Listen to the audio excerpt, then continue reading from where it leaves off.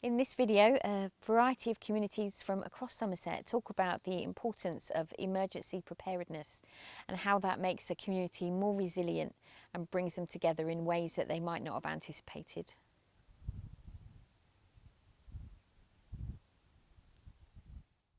Today I am here as a member of the Parish Council, and my role within the Parish Council is to bring together the HOLCOMBE emergency plan for the village, should it be required at any time. We've also been assisted by Ash Smith, who is a station officer with the ambulance service, who has been a great help to us in bringing the plan together and has acted as a consultant. And the other plus is that he also trains us each year with mock-up emergencies throughout the village. So we've tried to consider as many things as we possibly could in the plan. Holcombe is on a steep hill, either side of a steep hill the village is located, and the most possible emergency is being cut off by bad weather and snow, etc. But of course a lorry could turn over on the hill, there could be a police emergency, anything could happen, there could be a plane crash, who knows? An emergency is the unknown, and that's the unknown, isn't it? The emergency plan is not there to take over from the emergency services. They come first, but if they are obviously, if it's caught up and there's emergencies all around us, then obviously the emergency plan would come into force without a doubt. And it just started with a meeting in the parish hall, and we decided to get together and think about what we could do for the community. So we followed a few guidelines and we came up with our own plan, which is we have a hard copy here in the box just in case anyone does need to get to it. Needless to say, it didn't cover pandemics, but it covers all things like flooding, snow, Yes. accidents in the village, that kind of thing. We were going to actually organise like a test run to see what would happen in the event of an emergency, but then COVID came along and rather preempted that. So the thought of getting people to come down and getting all the equipment out and sending people off on a kind of rehearsed scenario hasn't happened yet, No. but it's still on our agenda sometime in the future. It's there for when you can. Yeah, and then hopefully we'll learn a bit more and maybe know if we need to update our kit or change it in any way. Yes. MARTOCK's quite unique, but I would say unique actually in the way its service delivery. We were part of a pilot scheme some years ago, a government scheme called Our Place, which was looking at finding methods of helping local people so that they didn't necessarily have to go to the hospital or to other agencies as a first port of call. That's evolved once the government funding stopped, and we've maintained it. So we in effect have 3 dedicated staff that run social services, for want of a better phrase, at parish council level. We provide many services that are traditionally provided by much higher tier authorities or indeed government bodies. So yes, we are very unique. As flood wardens, we always said we can deal with any emergency, and the joke was it would be an invasion of zombies. You know, when the zombies invade, like Leicester, we have a plan. What we weren't expecting was coronavirus and the isolation side of it. So that has been quite a challenge, particularly since several of the flood wardens were shielding. So we all thought that we'd be out helping other people, you know, doing their shopping. It would be all terribly splendid. And of course, we've been stuck at home. So that has been quite a challenge in itself, but it's worked out okay. We've got other people, you know, if you can't do it yourself, you get somebody, delegate or die and all that. So you can ask other people, and people were really happy to help.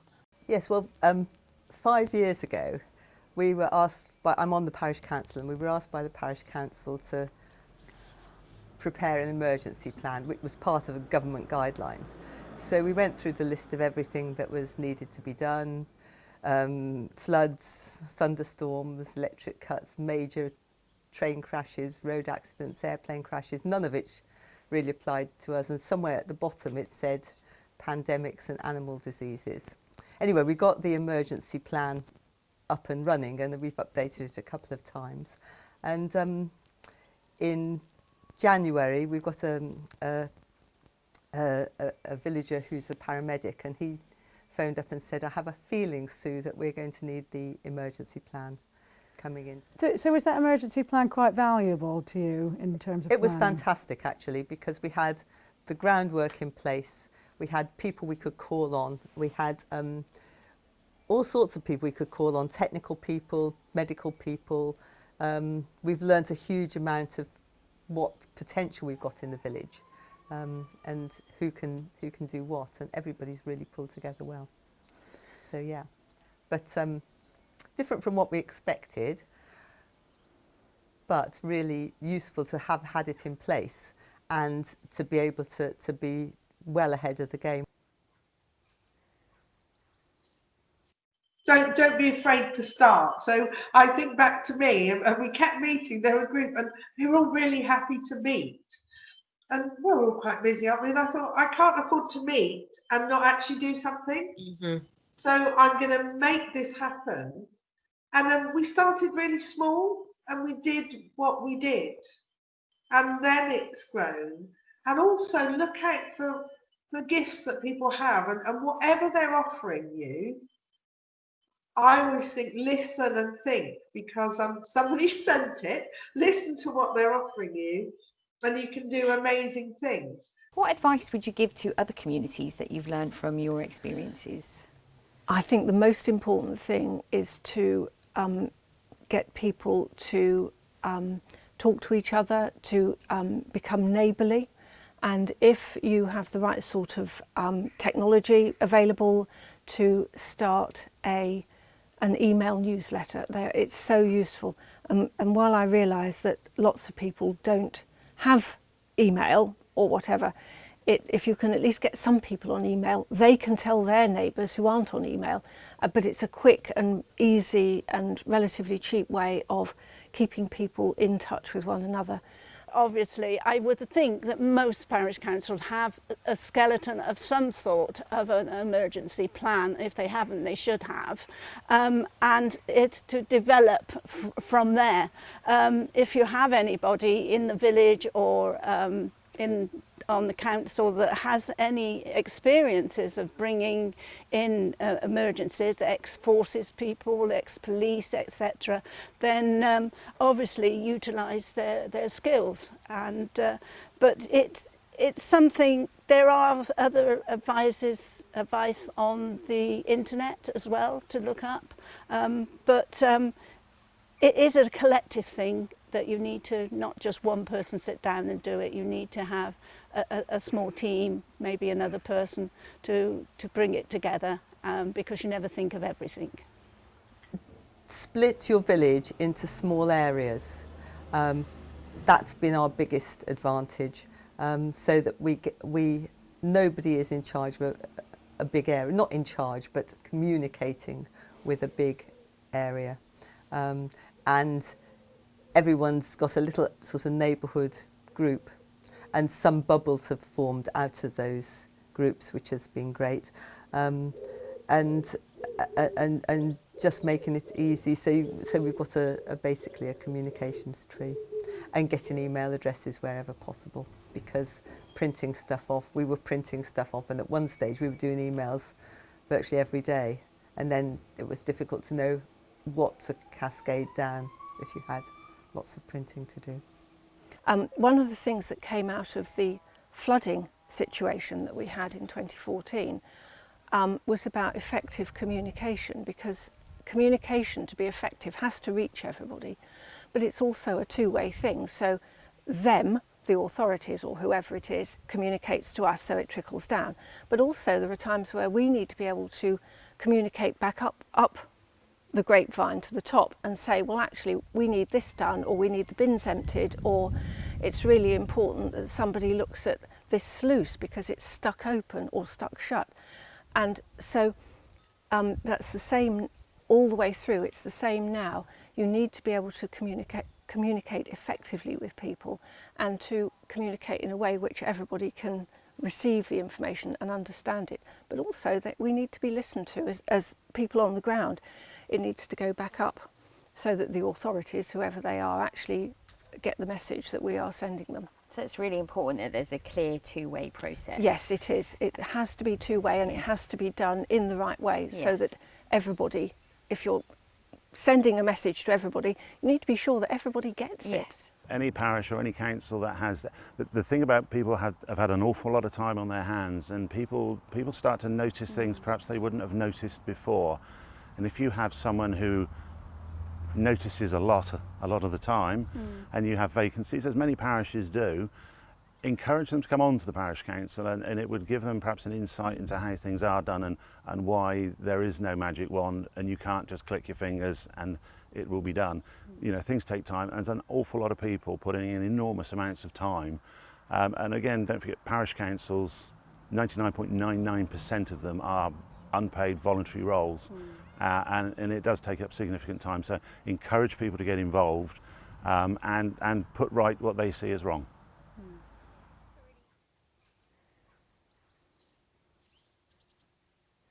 Have you been doing anything to prepare for winter?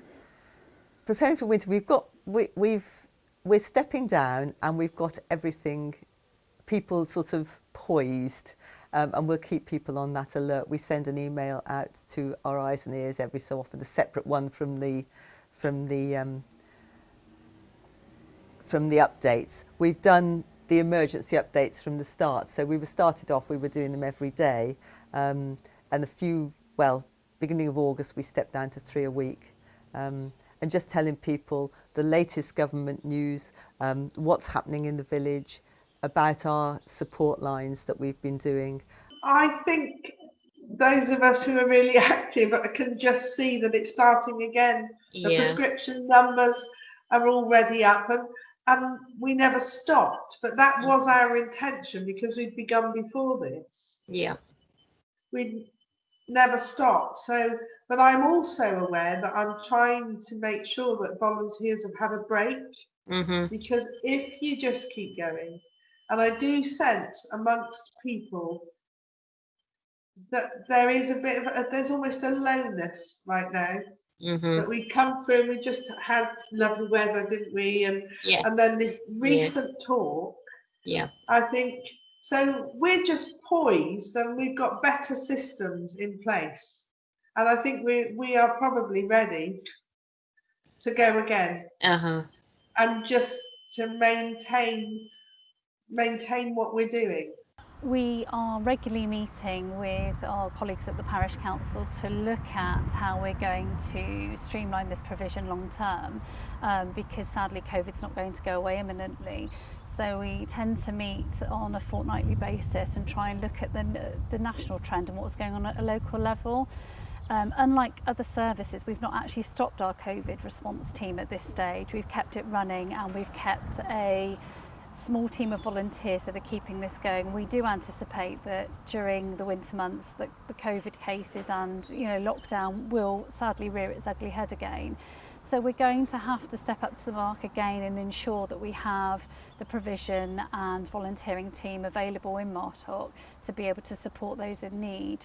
In between that time,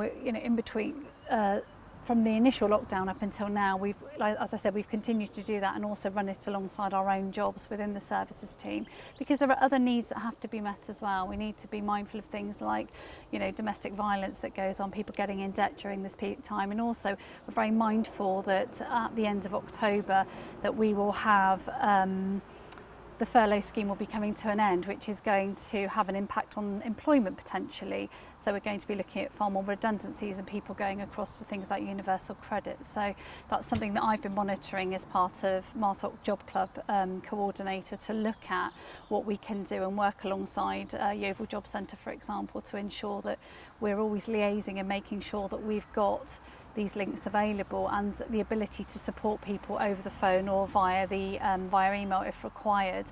We have been able to do some face-to-face work during this time with those individuals. via ensuring that PPE is being put in place and screens and so forth, and COVID guidelines have been adhered to, and that's been really beneficial. We've wanted to do that during these more calmer times, because we know going into the winter, sadly, those services will have to be drawn back in again.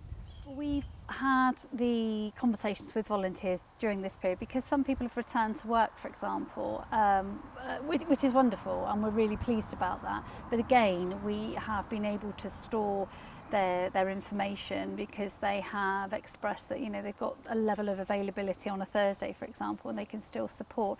What we have found is that the experience has been quite rewarding for volunteers, so some of them want to remain, and I think it's about ensuring that our volunteers are also happy in their roles, so we would check in with them regularly and make sure that they're comfortable with what they're experiencing, because for some volunteers they may go and deliver a food parcel and be met with somebody who's incredibly upset, and we're ensuring that that level of supervision is available to them to support them during this time, because it has an impact on everybody's mental well-being. Those that are isolated, those that are helping in the community, those that are working in the community. So it's about looking after each other. I think the best way that communities can be prepared for the winter is to maintain the communication networks that they've already established. And from talking to all the communities that I have so far, they all have winter in mind, and many of them, although things may have wound down over the last few months where things have been quieter, the awareness that things may change again is certainly still there, and they are all ensuring that they're still able to reach out to people, and that volunteers are still able to volunteer. I think people are very aware that this has been such a long period of need, that volunteers become tired. Volunteers themselves may end up needing some support. So it's about understanding where people may struggle and thinking about how to support them with that. So I think just being very aware of what's going on around you and how people are responding to that. And obviously, as winter comes, we may face other emergencies. Hopefully it won't be the case, but we have to be mindful of things like flood or snow events or other things that can impact on us. So many communities have emergency plans in place, particularly those that know that they're vulnerable to those sorts of events. So it's just, again, being mindful of keeping up to date with that, but also thinking about how to be COVID secure in an emergency. Things have to be done differently than they would at any other time. Even during emergency, we still have to protect ourselves and to protect others.